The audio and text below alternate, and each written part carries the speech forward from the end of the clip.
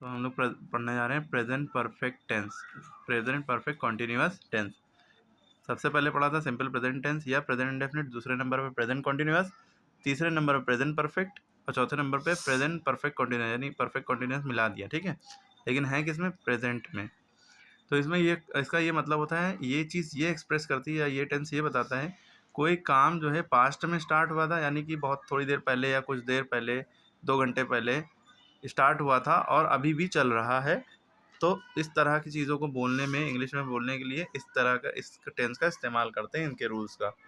समझ गए? इस टेंस का मतलब, जैसे वो 2 घंटे से पढ़ रहा है, वो 2 घंटे से पढ़ रहा है, तो ये कौन सा टेंस है? Present perfect continuous. प्रेजेंट की पहचान ये है कि इसमें है लगा है, तो ये प्रेजेंट है। था लगा होता तो ये पास्ट परफेक्ट कॉन्टिन्यूअस होता। ठीक है, अगर रहा होगा, 2 घंटे से पढ़ रहा होगा, तो फ्यूचर परफेक्ट कॉन्टिन्यूअस हो जाता। ठीक है, तो है तो प्रेजेंट हो गया। परफेक्ट की बात ये है, और कॉन्टिन्यूअस की बात रहे ये है कि इसमें रहा है लगा है, तो समझ जाइए जब भी रहा है होगा तो कॉन्टिन्यूअस होगा, कभी भी कोई भी रहा हो।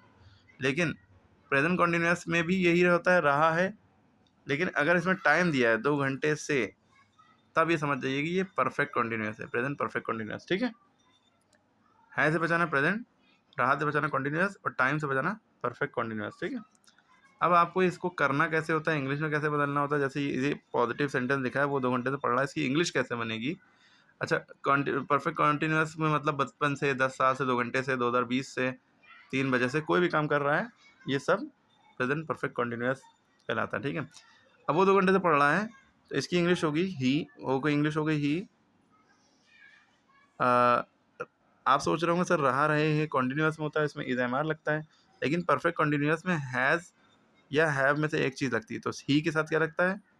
हैज़। ठीक है, और इसमें बीन लग जाता है, ही हैज़ बीन, क्या हो जाएगा? He has been. अब क्या कर रहा है? पढ़ रहा है, स्टडीइंग, पढ़ने को कहते हैं स्टडीइंग, स्टडीइंग। ठीक, रीडिंग इसलिए नहीं लिखा कि हम न्यूज़पेपर पढ़ रहा होता तो रीडिंग लिखते हैं, सब्जेक्ट ही पढ़ रहा होगा 2 घंटे से, है ना, कोई सब्जेक्ट पढ़ेगा तो स्टडीइंग। तो ही हैज़ बीन स्टडीइंग कितनी देर से? 2 घंटे से।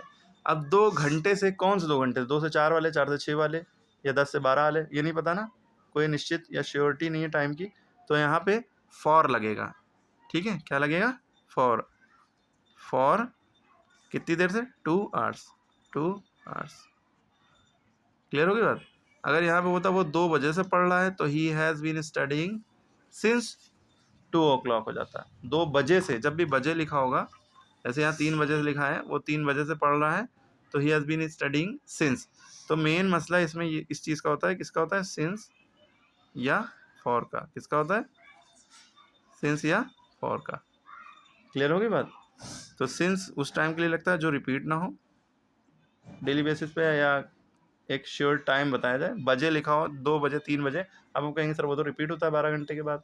ठीक है, 3 बजता है 24 घंटे बाद या 12 घंटे बाद, तो वो उस दिन एक ही बार आएगा ना। वो 2 घंटे कौन से हैं? 10 से 12 वाले, 12 से 14, 2 वाले नहीं पता ना।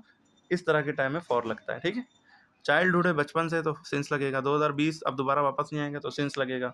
1990 दोबारा वापस नहीं आएगा तो सिंस लगेगा। 10 साल, कौन से 10 साल? 2010 से 2020 वाले, कि 2020 से 2030 वाले, नहीं पता तो फॉर लगेगा, फॉर 10 ईयर्स। 2 घंटे, कौन से 2 घंटे? तो फॉर 2 आवर्स। ठीक है, क्लियर हो गई बात? अब इसी का निगेटिव अगर बताना है, तो ही हैज़ नॉट बीन। बस याद रखना है ये कि हैज़ और बीन के बीच में नॉट लगता है। किसके किसके बीच में? हैज़ और बीन के, हैज़ हैव के और बीन के बीच में नॉट लगता है। ही हैज़ बीन स्टडीइंग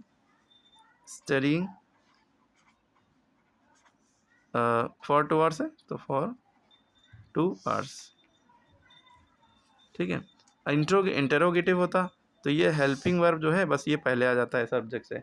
क्या वो 2 घंटे से पढ़ रहा है? तो हैज़। अब यहाँ पे क्या की इंग्लिश? हैज़ हो जाएगी, वॉट नहीं होगी। जब क्या पहला वर्ड हो, तो ये देखते हैं कि लास्ट में क्या है। 2 घंटे से पढ़ रहा है, तो ये जब भी रहा है होता है और टाइम लगा होता है, तो क्या की इंग्लिश? हैज़ या हैव में से होती है। तो हैज़ ही, फिर बीन स्टडीइंग फॉर 2 आवर्स। ठीक है, अच्छा, वो पढ़ रहा है, वो है, तो ही हैज़ ही लगा है। अगर यहाँ पे होता मैं 2 घंटे से पढ़ रहा हूँ, या मैं 2 दिन से पढ़ रहा हूँ, या मैं की इंग्लिश होगी आई, तो आई के साथ हैज़ लगेगा कि हैव? आई के साथ हैव लगता है। यह हम आपको बार बार बता चुके हैं कि ही, शी, इट, इन सब के साथ क्या लगेगा? हैज़ लगेगा। आई, वी, यू और दे, अगर ये सब्जेक्ट है तो इनके साथ क्या लगेगा? हैव। ठीक है, आई के साथ हैव लगेगा। मैं 2020 से पढ़ रहा हूँ। I have been studying. अब 2020 दोबारा तो आएगा नहीं, या 2 बजे रख लिए, 3 बजे रख लिए, तो बजे लिखा है ना, तो सिंस 3 o'clock। देखिए लिखने का तरीका, ओ के बाद कॉमा लगता है, ठीक है, लोग 3 के बाद कॉमा लगा देते हैं। ठीक है, अब देखिए बजे लिखा था, 3 o'clock के लिए सिंस लग गया। 2 घंटे लिखा था, 2 मिनट लिखा था, 2 साल लिखा था, 2 महीने लिखा था, 4 महीने लिखा था, 10 महीने लिखा था, 20 महीने लिखा था, 20 साल लिखा था, तो इन सब के साथ फॉर लगता है। ठीक है, जो रिपीट ना हो। क्लियर हो गई बात? तो ये सब इस तरह से अब आप सेंटेंस इसके नेगेटिव वगैरह बना सकते हैं, और आई होप कि डाउट क्लियर हो गया होगा। ठीक है, फिर से सारी वीडियो देखिए पूरी।